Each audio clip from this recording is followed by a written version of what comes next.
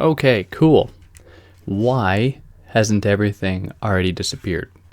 So, this is a good question, especially considering Baudrillard's other texts. So, to kind of contextualize the basis for this question, we could think of this in terms of what he calls a non-contradictory form of simulation. That is the arrival of a sort of perfection in terms of social organization or cultural understanding that eradicates negativity, that eradicates contradiction in almost any form in favor of a kind of Americanized perfectibility. So we arrive at this point, and coming up to this point, we achieved a sort of escape velocity, as he says it in The Illusion of the End, where we have left the Earth in a sense. So getting to this speed and arriving at this point, Baudrillard now asks, why hasn't everything disappeared? Why are there the remnants of some things? And it is important to note that looking as far back as texts like Seduction, where seduction is the thing that opposes this kind of perfectibility to some extent, seduction can never be eradicated completely. It will always remain to some extent. So another term that we haven't gotten into really in much detail on this channel that will come out in his even later texts is illusion. So illusion performs this function too, opposing the kind of bringing into being everything, or bringing onto stage everything so that it can be analyzed, dissected, and understood. So he begins this book then saying, "Let us speak then of a world from which human beings have disappeared." And then it is important that he notes that it's a question of disappearance, not exhaustion, extinction, or extermination. The exhaustion of resources, the extinction of species, these are physical processes or natural phenomena. So as he speaks of disappearance here, this cannot be attached with some kind of physical process or something that we can observe or quantify or understand. Because if we know anything about Baudrillard, is that he's automatically wary of these types of approaches to understanding the world. He wants to opt for the abstract things that can't be understood or seen, for instance, like the underlying structures of simulation that are guiding us, somewhat surreptitiously. So before proceeding with this dissection or this consideration of the disappearance of the human, he asks first about the disappearance of the real. So this has a fundamental connection to one of his earlier texts, The Perfect Crime, where he's considering the death of reality to some extent in favor of these hyper-rational or hyper-real modes of existence. So we have talked enough, he says, and this is on page 10, we have talked enough about the murder of reality in the age of the media, virtual reality, and networks without inquiring to any degree when the real began to exist. Which is ironic because he does, in fact, do that. But I'll spend a moment on this. In Symbolic Exchange and Death is when he first kind of lays this out. When he lays out when the real, that is what occurred in second-order simulation or simulacrum, that is when reality began. So it's odd that he says that here, but whatever. So if we look closely, we see that the real world begins in the modern age, with the decision to transform the world, and to do so by means of science, analytical knowledge, and the implementation of technology. That is to say, it begins, in Hannah Arendt's words, with the invention of an Archimedean point outside the world, on the basis of the intervention of the telescope by Galileo and the discovery of modern mathematical calculation, by which the natural world is definitely alienated. So what he's saying about Arendt here is this comes out of The Human Condition, the book, The Human Condition, when Arendt says that there was, at some point in modernity, this shift from contemplating the world with the human faculties, like what is the human capable of theorizing or philosophizing or reasoning through. It went from that to becoming something that had to be seen and mapped and understood in a way that took the process of understanding the world outside of the world itself. So the removal of the Archimedean point from on the Earth, through our reason, onto another kind of extraterrestrial plane from which we can look back on the Earth and see it as a neutral, objective sphere that can be completely understood. So with the advent of reality in this way is when humans began to disappear for Baudrillard. And, in effect, he says almost ironically, it's the same time that reality began to disappear. So this almost comes down to almost like an ontological condition of bringing something to light. So, by representing things to ourselves, by naming them and conceptualizing them, human beings call them into existence at the same time they hasten their doom, subtly detach them from their brute reality. So this is probably, in my mind, one of the most important concepts that runs through all of Baudrillard's works. That is the relationship between observing and, in effect, bringing into being or bringing into reality, and how that reality is then shapes that person who brought it into being. For example, there's another moment when Baudrillard is talking about the relationship between a lab rat and some kind of lab person. So the lab person, when he's trying, it's a he apparently, is trying to convince or condition the rat to eating certain food, like at a certain time. He believes himself to be superior to the rat in every way. The rat is just an object. So what Baudrillard says is that, well, we don't really know. I mean, the rat could be playing a ruse on the lab person, tricking the lab person into giving the rat food at these kind of specific times. So this is the idea of reversibility for Baudrillard, which is so important to grasp his work in my mind. So in the case of the lab person and the lab rat, there is a reversal as to who has the upper hand or who holds the quote-unquote power. So in this case, we can understand the reversal occurring when there's the idea of bringing something into being also marks its demise, how it will also crumble because it got brought into being. And this serves as the basis for much of his critique of Foucault. So when Foucault is talking about power, Baudrillard is wondering, okay, how is the way that you're talking about power, in that it constructs it as a very almost powerful thing, Baudrillard asks of Foucault, how is it, or to what extent does your discussion of power in this capacity actually subtly reaffirm power, and how it gets rid of the possibility for reversal, how it denies the agency to the people that are supposedly being affected by this power. So this problem extends into the domain of our desires, for example, where there's a lot more to be gained from desiring something than by having that desire fulfilled. Because the desire for something changes you, right? It makes you alter to get that thing, or whatever it is. Whereas once you have it, you can comfortably fall back into the comfort of yourself.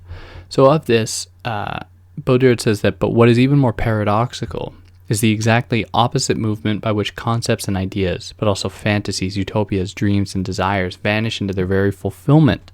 So by being fulfilled, they lose any sort of appeal. That's why, the chase is greater than the catch, or, oh crap, how does it go? Why do I forget it?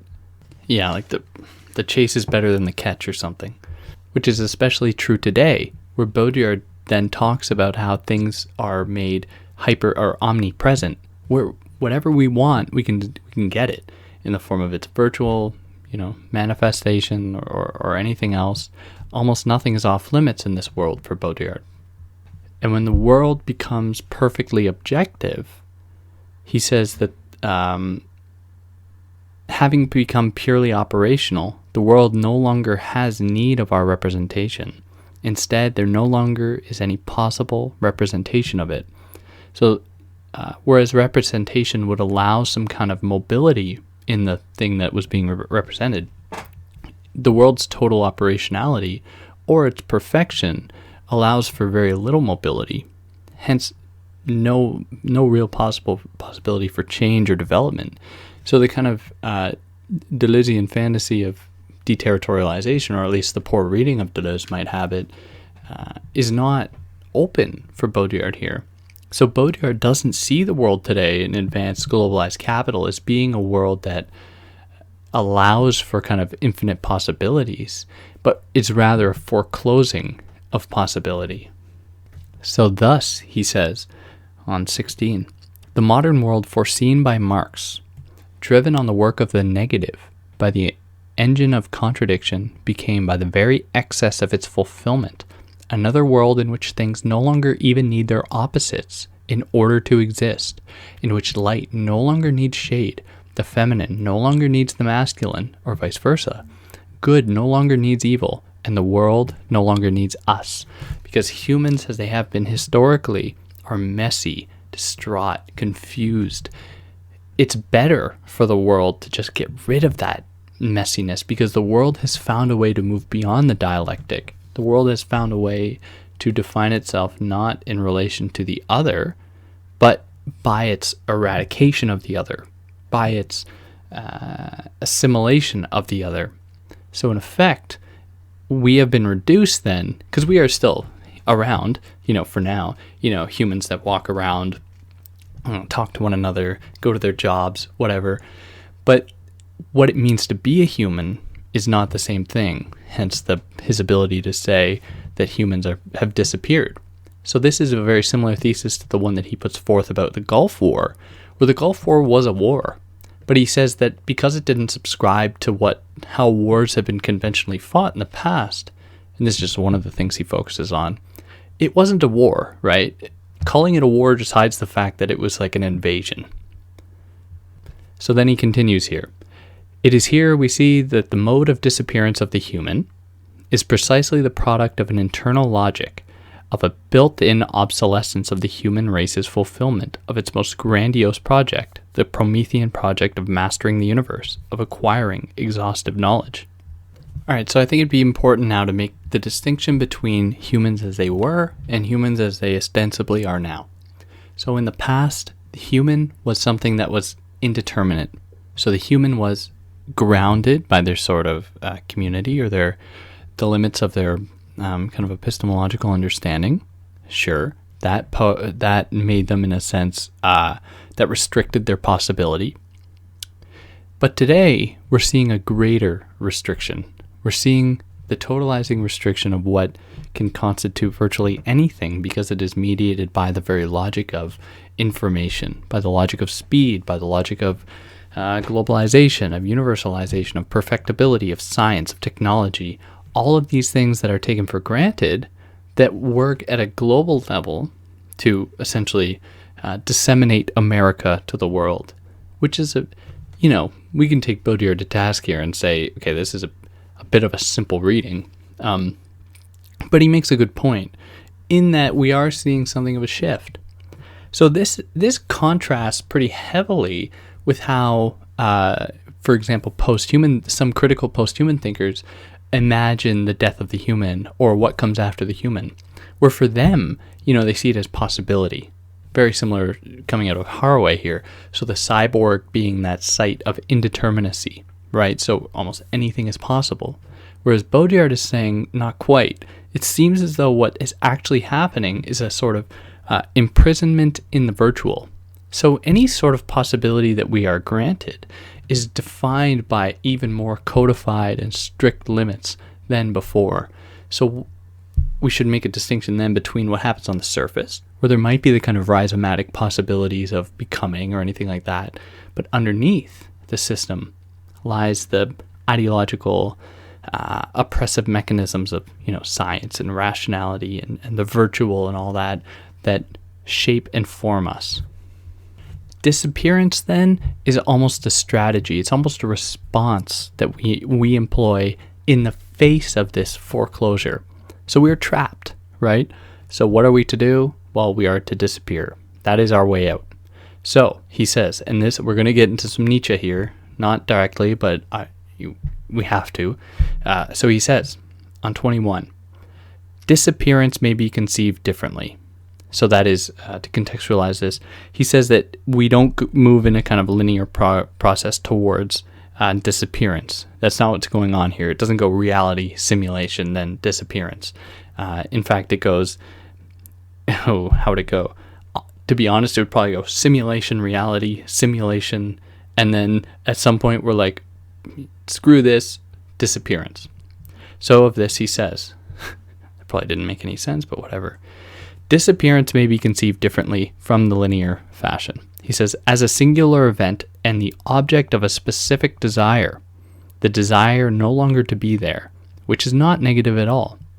Quite to the contrary, disappearance may be the desire to see what the world looks like in our absence, or to see beyond the end, beyond the subject, beyond all meaning, beyond the horizon of disappearance, if there still is an occurrence of the world, an unprogrammed appearance of things, a domain of pure appearance of the world as it is, and not of the real world, which is only ever the world of representation, which can emerge only from the disappearance of all the added values. So, is he saying there's a real world outside of human perception? Holy God. Don't tell Kant. Or tell Kant. I don't know. But this is an important distinction to make, and it's one that he takes from Nietzsche, not here, but at other points, and that's the distinction between the real world and the apparent world. So the real world in Nietzsche, and I hope I'm not mixing this up, but the real world in Nietzsche is the world, kind of ideal world, created, by the jackals of political and social thought, the philosophers that, point us in the direction of a perfect world or how the world should be understood or anything like that. And the apparent world is the world that we all see, right? So, the desk and the pen and the wall and the colors, like all that type of stuff. So in this, how Baudrillard frames it, he says that there is the world, what he calls the unprogrammed appearance of things, being the apparent world. So that's the world that just kind of exists. So he's wondering, maybe this whole strategy of disappearance is a way for us to see if there really is something underneath. And we could recall then the beginning of simulacra and simulation when he's talking about the Baudrillard map, right? The map that covers the territory perfectly. Our strategy of disappearance is to get a sense of, is there anything underneath the map? Or is it always already the map? And this strategy of disappearance, he says quite funnily, that this is an art. It's an art for him, not in a cultural or aesthetic sense, he says, but something closer to a martial art, like gotta fight our way to disappearance. So disappearance is something to be desired then for Baudrillard. And he says at another place, the key isn't to die, the key is to disappear. So how do you disappear? Which he never really says, how do you disappear? But we can speculate. I'm probably fucking it all up doing all these videos about Baudrillard because he probably wants to disappear, right? I mean, he's dead, so. Anyways, in the face of this disappearance, or the threat of disappearance being mobilized, we erect various ways to keep bodies going, to keep people alive. So, for example, in the form of cloning, computerization, the networks, for example, Baudrillard says that we use these as sites to keep the body going, to kind of ward off the possibility of disappearance in an always ever-present kind of presentation of oneself. So what this disappearance does look like, in just as confusing a fashion as ever, is like this. So he says that the great disappearance is not then simply that of the virtual transmutation of things, of the mise en abîme of reality, but that of the division of the subject to infinity, of a stereo pulverization of consciousness into all the interstices of reality. We might say at a pinch that consciousness, the will, freedom is everywhere. It merges with the course of things and as a result becomes superfluous. So we might get a sense of Deleuzean schizophrenic here, and Guattarian, I should say. But still, it's difficult to reconcile because everything that Baudrillard points to in the form of a kind of resistance, which there are resistive moments in Baudrillard, it's important to know. My God. Oh, did I lose that thought? Wow. I'm still recording. Good job. Yeah, there are resistive points, in Baudrillard, and they come out in weird forms. So one of the big ones is like graffiti. In his early work, he thought graffiti was, a great revolutionary act. That is because for him it smashes like the logic of what he called the code at the time. So the kind of logic of perfection, kind of a logic of equivalence, in favor of a kind of radical ambiguity, because the coming into being of a work of graffiti art can't be mapped or understood, and often it can't even be discerned as to what it is. So as a thing in itself, or as an embodied thing, it can't be traced as to where the next one is going to come about. And even in the form of content, it's difficult to understand, and therefore it evades the logic of representation and the logic of sight that pervades today. But it is important to note that disappearance isn't always a good thing. So he says that, we could say we've seen the disappearance of disease in many ways, but that's something that he's very skeptical about. So if we find ways to fully inoculate the human body from disease, then we we disembody the body, right? We make the body more susceptible to even greater diseases. Not only viral, like infectious bacteria or virus-based diseases, but social diseases as well, which is a thesis he develops in some other texts that I'll get to at some point in his late work. So this slides us into one of the other kind of broad domains that Baudrillard is interested in his later work. That is photography. So photography performs a very interesting function for him. So he says, in the end of the singular moment of the photographic act, since the image can now be immediately erased or reconstructed. So in the end of the irrefutable testimony of the negative, both the time lag and the distance disappear at the same time, and with them that blank between object and image that was the negative. The traditional photograph is an image produced by the world, which, thanks to the medium of film, still involves a dimension of representation. The digital image is an image that comes straight out of the screen and becomes submerged in the mass of all the other images from screens. It is the order of flow and is a prisoner to the automatic operation of the camera. When calculation and the digital win out over form, when software wins out over the eye, can we still speak of photography? So here he's talking about the transition from, photography with a camera to digital photography. So he's a bit of a Platonist here, I guess. He's considering what happens when these new technologies, how do they reframe or reshape in a negative way what it means in this case to be doing photography. So for Baudrillard, and this comes out in one of his other pieces, Impossible Exchange. He has an essay about photography, which we'll get to at some point. But in that text, he says that, and the English translation of this has been not great, or there are many different translations of it for some reason. But he says that photography and his broader project is what he calls phenomenologie sauvage, right? So it's kind of wild phenomenology, or kind of savage phenomenology. So it's a kind of phenomenology off the rails. So it takes there, to be a world, but it is a world of appearances, really in as crazy a fashion as we might understand it.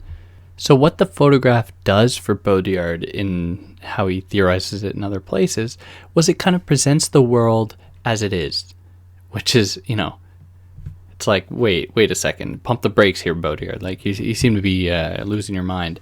But he makes the case that, and he makes a distinction between photographing humans and photographing like animals, where he says he doesn't photograph humans because they aren't real, in a sense that humans are, always prepared for the photograph, whereas the animal or the rock or whatever is never ready for the photograph, and in effect is then always ready for the photograph, because it doesn't shape itself to meet the gaze of the photograph. It just is in the world. So that's where the kind of radicality of photography lies. But all that is stripped away when we enter the realm of the digital for Baudrillard, where he says that metaphorically, the sophistication of the play of presence and absence of appearance and disappearance, all the sophistication of the photographic act disappears with the coming of the digital. The photographic act causes the object in its reality to vanish for a moment. There is nothing of the sort in the virtual image, nor its digital capture, not to mention the magic of the image's emergence as it is developed. The kind of magic behind photography gets disappeared in the proliferation of images. So in the time when you photograph something, and it's difficult to imagine why this type of thing wouldn't kind of spill over into the contemporary digital forms. But alas, he's saying there, and he is romanticizing photography. When we take a photograph with a camera, we take that photograph and that's all it is. It's a photograph. And in doing so, we take that object that we photographed outside of itself, but then put it back into itself. Because that object, let's say it's a rock, photographing a rock for some reason, is taken outside of itself by being photographed because it is not the sum of its parts as a physical thing in the world. It then becomes something that is represented. But in effect, because it is represented through the camera, we are then made privy to the fact that it is always only ever represented. So there's a kind of holistic circle going on, that affirms, that denies the object as it is, and then affirms it in the photograph. And that goes away when we have a proliferation of images, because that kind of relationship is stripped away. So it's no longer about calling into question representation or reality or anything like that, but it's just about photography, for the means of photography. So the same understanding can apply to the advent of AI or virtual reality. So in the case of AI, what we are not seeing is an intimate duplication of humans as we would have with photographing them, but what rather we are seeing the proliferation of humans, kind of pushing humans to their endpoint to some extent by taking the kind of perfect operational aspects of them in, reducing everything to the brain in a sense, putting that in a virtual sphere that disembodies them in almost every way.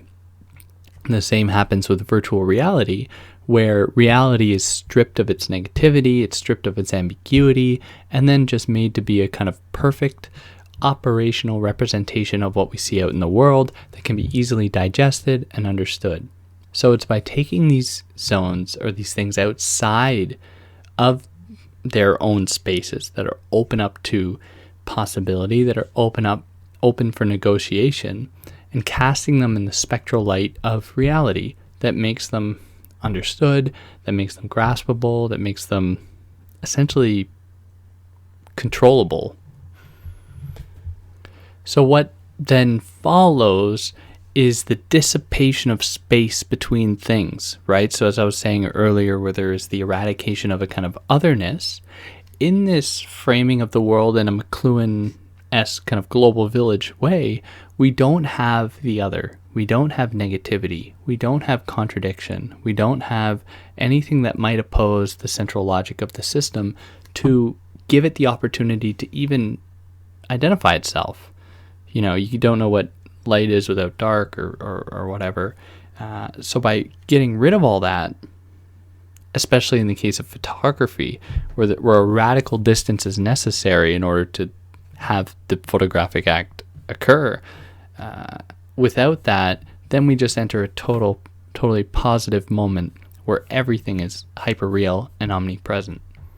I know, I'm sure I sound like a broken record, but that's the nature of Baudrillard's late work. There's a lot of repeated stuff. So in Baudrillard's words, this can all be understood, at least in the arrival of the digital, as being what the digital lacks, so lacking the negative and all that. So he says, this is what the digital lacks: the time of emergence, failing which it is merely a random segment of the universal pixelization, which no longer has anything to do with the gaze, nor with the play of the negative, the play of distance. So in the face of this, right toward the end of the book, Baudrillard gives us some key questions, and they are as follows. So is everything doomed to disappear? Or more precisely, hasn't everything already disappeared? Now in brackets, which connects up with the very distant paradox from a philosophy that never was. Why is there something rather than nothing? Question 2. Why isn't everything universal? Question 3. We are fascinated by the phantasm of an integral reality, by the alpha and omega of digital programming. The real is the leitmotif and obsession of all discourses. But are we not far less fascinated by the real than by its vanishing, its ineluctable disappearance? Question 4. Which gives rise to the truly mysterious question, how does this irresistible global power succeed in undifferentiating the world, in wiping out its extreme singularity? And how can the world be so vulnerable to this liquidation, this dictatorship of integral reality, and how can it be fascinated by it? Not exactly fascinated by the real, but by the disappearance of reality. There is, however, a corollary to this. What is the source of the fragility of this global power, of its vulnerability to minor events, to events that are insignificant in themselves, rogue events, terrorism, but also the pictures of Abu Ghraib, etc. So, how can we say that the cultural logic of the simulacrum of perfectibility, how hasn't it won yet? Well, for Baudrillard, he says that simply because it can never take over the kind of dualism that always permeates throughout the globe, the kind of negativity as opposed to positivity. So he says at another point that the world, the only thing that will oppose globalization is the world. This occurs at a physical level as well as at individual local levels. So the world is something that will always oppose it, simply by its being, a closed off system. As soon as it gets encapsulated, it then posits its own circumvention of that kind of encompassing of itself. But then things like, as he says, terrorism, that will always come out to disrupt the smooth claim over the globe by a certain power or a certain authority. As he says, for duality can be neither eliminated nor liquidated. It is the rule of the game, the rule of a kind of inviolable pact that seals the reversibility of things. So that's about it. And then we have the last line saying, the end itself has disappeared. So, there are a few ways to understand this. This whole book, I would point us in the direction of one of his other texts, The Vital Illusion. So in that book he has, which is a collection of different talks he gave, I believe, he has a point when he says that perhaps with all this digitization, perhaps with all this technology, we are entering a new phase of ambiguity, a kind of new phase of illusion or a new phase of indeterminacy, and that we are perhaps being naive in thinking that it's even possible to conceptualize a totally perfectible world, which I think is a really interesting way to go about doing it. And I think that gives us an answer to the question, why hasn't everything already disappeared? And that's simply because everything opposes the logic of, I guess, total disappearance. Because as he said, sometimes disappearance is a strategy to get out of an oppressive system. Maybe these things don't have a desire to leave that oppressive system. Maybe because they're totally comfortable in it and, have created a new game with new rules and new mysteries within that system. But that's just me. I'd like to know what other people think, obviously, but otherwise, if you, made it this far, if I didn't put you to sleep, then hope you enjoyed it. But if not, whatever. You know where the dislike button is. Anyways.